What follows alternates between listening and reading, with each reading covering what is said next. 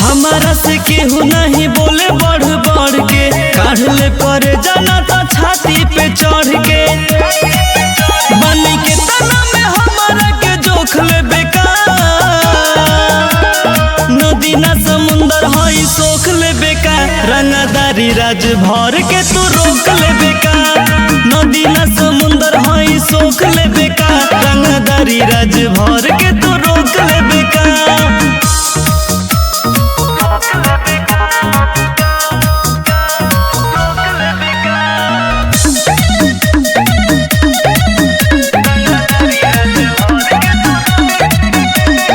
राज भर के सुनिए के आवे के आहट, दुश्मन के सीना में होला घबराहट।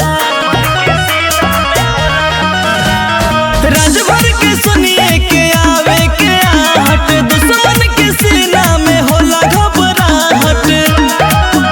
आके सोझा हमरा एको बेरी खोख दे बेकार,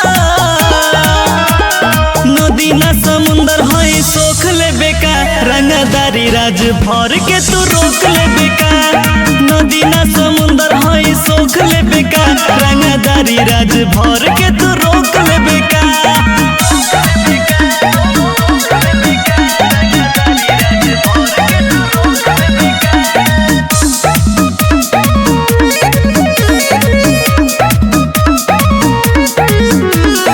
शेर न रहे कबो खूटा में बांध के, पांडे यारी सुचंचल मारे लगे छान के।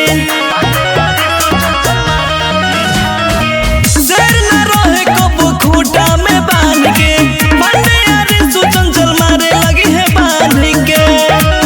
जवन मन करे करे बोलू टोक दे बेकार, नदी ना समुंदर हई सोख ले बेकार। रंगदारी राज भर के तू रोक ले बेकार, नदी ना समुंदर हई सोख ले बेकार। रंगदारी राज भर के तू रोक ले बेकार।